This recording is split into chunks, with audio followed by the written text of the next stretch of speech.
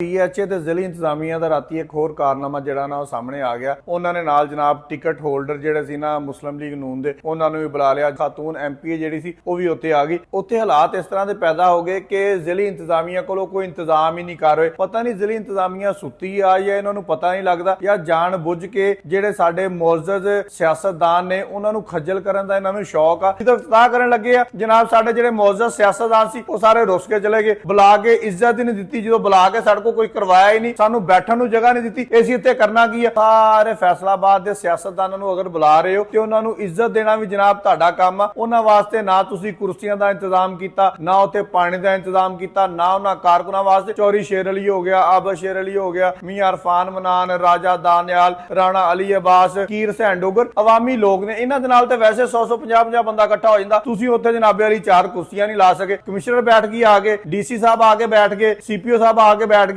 डीजीपीएचए साहब आके बैठ गए, एक नाल होर खातून सी वो आके बैठ गई। अस्सलाम वालेकुम। अच्छा, पीएचए ते ਜ਼ਿਲ੍ਹੀ इंतजामिया ਦਾ ਰਾਤੀ ਇੱਕ ਹੋਰ ਕਾਰਨਾਮਾ ਜਿਹੜਾ ਨਾ ਉਹ ਸਾਹਮਣੇ ਆ ਗਿਆ। नवाज शरीफ पार्क का इफ्ताह करना सी। ਜ਼ਿਲ੍ਹੀ इंतजामिया ਦੇ ਸਾਰੇ ਲੋਕ ਜਨਾਬ ਉੱਥੇ ਇਕੱਠੇ ਹੋਏ कि ਅੱਜ ਜਨਾਬ ਅਸੀਂ ਪਾਰਕ ਦਾ ਇਫਤਾਹ ਕਰਨਾ ਵਾ। ਉਹਨਾਂ ਨੇ ਨਾਲ ਜਨਾਬ ਟਿਕਟ ਹੋਲਡਰ ਜਿਹੜੇ ਸੀ ਨਾ ਮੁਸਲਿਮ ਲੀਗ ਨੂਨ ਦੇ, ਉਹਨਾਂ ਨੂੰ ਵੀ ਬੁਲਾ ਲਿਆ, ਜਿਹਦੇ ਵਿੱਚ ਚੌਰੀ ਸ਼ੇਰ ਅਲੀ, ਅਰਫਾਨ ਮਨਾਨ, ਰਾਜਾ ਦਾਨਿਆਲ, ਰਾਣਾ ਅਲੀ ਅਬਾਸ, ਤਾਹਰ ਜਮੀਲ ਤੇ ਹੋਰ ਵੀ ਜਿਹੜੇ ਦੀਗਰ ਵੀ ਟਿਕਟ ਹੋਲਡਰ ਸੀ ਨਾ ਉਹ ਵੀ ਉੱਥੇ ਆ ਗਏ। ਤੇ ਮਖਸੂਸ ਨਸ਼ਿਸਤ ਤੇ ਆਈ ਹੋਈ ਹੈ ਖਾਤੂਨ ਐਮਪੀਏ ਜਿਹੜੀ ਸੀ ਉਹ ਵੀ ਉੱਥੇ ਆ ਗਈ। ਉੱਥੇ ਹਾਲਾਤ ਇਸ ਤਰ੍ਹਾਂ ਦੇ ਪੈਦਾ ਹੋ ਗਏ ਕਿ ਜ਼ਿਲ੍ਹੀ ਇੰਤਜ਼ਾਮੀਆ ਕੋਲੋਂ ਕੋਈ ਇੰਤਜ਼ਾਮ ਹੀ ਨਹੀਂ ਕਰ ਰਹੇ। ਪਤਾ ਨਹੀਂ ਜ਼ਿਲ੍ਹੀ ਇੰਤਜ਼ਾਮੀਆ ਸੁੱਤੀ ਆ ਜਾਂ ਇਹਨਾਂ ਨੂੰ ਪਤਾ ਨਹੀਂ ਲੱਗਦਾ, ਜਾਂ ਜਾਣ ਬੁੱਝ ਕੇ ਜਿਹੜੇ ਸਾਡੇ ਮੁਅੱਜ਼ਜ਼ ਸਿਆਸਤਦਾਨ ਨੇ ਉਹਨਾਂ ਨੂੰ ਖੱਜਲ ਕਰਨ ਦਾ ਇਹਨਾਂ ਨੂੰ ਸ਼ੌਕ ਆ। ਕੀ ਚਾਹੁੰਦੀ ਕੀ ਹੈ ਇਸ ਗੱਲ ਦਾ ਬਿਲਕੁਲ ਪਤਾ ਨਹੀਂ ਲੱਗਦਾ। ਹੁਣ ਖਾਤੂਨ ਐਮਪੀਏ ਸੀਗੀ, ਇੰਨਾ ਜ਼ਿਆਦਾ ਉੱਥੇ ਰਸ਼ ਪਾਤਾ, ਉੱਥੇ ਇੰਤਜ਼ਾਮ ਕੀਤਾ ਨਹੀਂ ਗਿਆ। ਖਾਤੂਨ ਐਮਪੀਏ ਜਿਹੜੀ ਸੀ ਉਹ ਬਾਹਰ ਹੀ ਨਹੀਂ ਨਿਕਲੀ।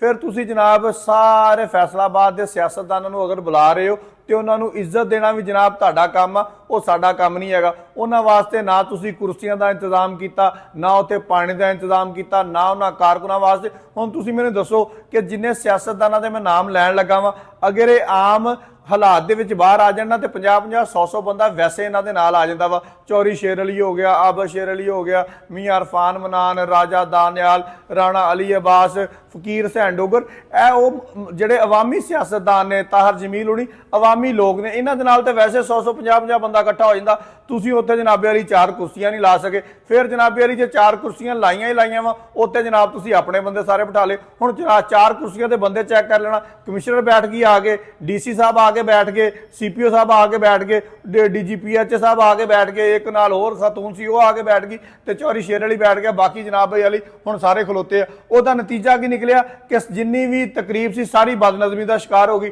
ਜਦੋਂ ਇਫਤਾਹ ਕਰਨ ਲੱਗੇ ਆ ਜਨਾਬ, ਸਾਡੇ ਜਿਹੜੇ ਮੁਅੱਜ਼ਜ਼ ਸਿਆਸਤਦਾਨ ਸੀ ਉਹ ਸਾਰੇ ਰੁੱਸ ਕੇ ਚਲੇ ਗਏ। ਉਹਨਾਂ ਨੇ ਕਿਹਾ ਜਦੋਂ ਸਾਨੂੰ ਬੁਲਾ ਕੇ ਇੱਜ਼ਤ ਹੀ ਨਹੀਂ ਦਿੱਤੀ, ਜਦੋਂ ਬੁਲਾ ਕੇ ਸਾਡੇ ਕੋਲ ਕੋਈ ਕਰਵਾਇਆ ਹੀ ਨਹੀਂ, ਸਾਨੂੰ ਬੈਠਣ ਨੂੰ ਜਗ੍ਹਾ ਨਹੀਂ ਦਿੱਤੀ, ਅਸੀਂ ਇੱਥੇ ਕਰਨਾ ਕੀ ਆ? ਫੁਟੇਜ ਦੇ ਵਿੱਚ ਥੱਲੇ ਚੱਲਦੀ ਪਈ ਆ, ਤੁਸੀਂ ਦੇਖ ਸਕਦੇ ਹੋ ਕਿ ਜਿਹੜੇ ਸਿਆਸਤਦਾਨ ਨੇ ਅਰਫਾਨ ਮਨਾਨ, ਰਾਣਾ ਅਲੀ ਅਬਾਸ, ਫਕੀਰ ਹੁਸੈਨ ਡੋਗਰ, ਰਾਜਾ ਦਾਨਿਆਲ, ਇਹ ਜਨਾਬ ਇਫਤਾਹ ਜਦੋਂ ਹੋਣ ਲੱਗਾ ਉਦੋਂ ਜਨਾਬ ਆਪਣੇ ਘਰਾਂ ਨੂੰ ਚਲੇ ਗਏ। ਜ਼ਾਹਰੀ ਦੀ ਗੱਲ ਆ, ਜਦੋਂ ਤੁਸੀਂ ਕਿਸੇ ਨੂੰ ਬੁਲਾ ਕੇ ਉੱਥੇ ਬੈਠਣ ਨੂੰ ਜਗ੍ਹਾ ਹੀ ਨਹੀਂ ਦਿਓਗੇ ਤੇ ਉਹ ਘਰ ਹੀ ਜਾਣਗੇ ਨਾ। ਜ਼ਿਲ੍ਹੀ ਇੰਤਜ਼ਾਮੀਆ ਨੇ ਅੱਗੇ ਅੱਲਾ ਅੱਲਾ ਕਰਕੇ 2 ਗਰੁੱਪ ਸੀ ਸਾਡੇ ਫੈਸਲਾਬਾਦ ਦੇ ਵਿੱਚ ਮੁਸਲਿਮ ਲੀਗ ਨੂਨ ਦੇ, ਇਹ ਆਪਸ ਦੇ ਵਿੱਚ ਇਕੱਠੇ ਹੋਏ ਸੀਗੇ। ਤੇ ਜਨਾਬ ਸਾਡੀ ਜ਼ਿਲ੍ਹੀ ਇੰਤਜ਼ਾਮੀਆ ਨੇ, ਮੈਨੂੰ ਲੱਗਦਾ ਵਾ ਕਿ ਦੁਬਾਰਾ ਜਿਹੜੇ ਆ ਨਾ ਇਹਨਾਂ ਨੂੰ 2 ਹਿੱਸੇ ਨਹੀਂ ਇੰਜ ਕਰਕੇ ਨਾ ਵਾਵਾ ਸਾਰੇ ਦੇ ਹਿੱਸੇ ਕਰ ਦੇਣੇ ਆ। ਅੱਛਾ, ਸਾਡੇ ਸ਼ਹਿਰ ਦੀ ਇੰਤਜ਼ਾਮੀਆ ਪਤਾ ਕੀ ਚਾਹੁੰਦੀ ਹੈ? ਸਾਨੂੰ ਕੋਈ ਪੁੱਛੇ ਨਾ, ਸਾਨੂੰ ਕੋਈ ਦੱਸੇ ਨਾ। ਅਸੀਂ ਉਹ ਜਿਹੜਾ ਬੇਲਗਾਮ ਘੋੜਾ ਹੁੰਦਾ ਨਾ ਉਹਦੇ ਤਰ੍ਹਾਂ ਜਿੱਦਾਂ ਨੂੰ ਮਰਜ਼ੀ ਸਾਡਾ ਮੂੰਹ ਹੋਵੇ, ਸਾਨੂੰ ਪੁੱਛੇ ਦੱਸੇ ਨਾ। ਨਾ ਦਫ਼ਤਰਾਂ ਦੇ ਵਿੱਚ ਸਾਨੂੰ ਕੋਈ ਪੁੱਛੇ, ਨਾ ਬਾਹਰ ਪੁੱਛੇ। ਉਹਦੀ ਵਜ੍ਹਾ ਕੀ ਆ? ਸਾਡੇ ਜਿੰਨੇ ਵੀ MP MN ਨਾ ਸ਼ਹਿਰ ਦੇ ਖਾਸ ਤੌਰ ਤੇ ਉਹ ਹੈਗੇ ਆ ਜੀ ਪਾਕਿਸਤਾਨ ਤਹਿਰੀਕ ਇਨਸਾਫ ਦੇ, ਉਹਨਾਂ ਨੇ ਤੇ ਦਫ਼ਤਰਾਂ 'ਚ ਆਣਾ ਕੋਈ ਨਹੀਂ।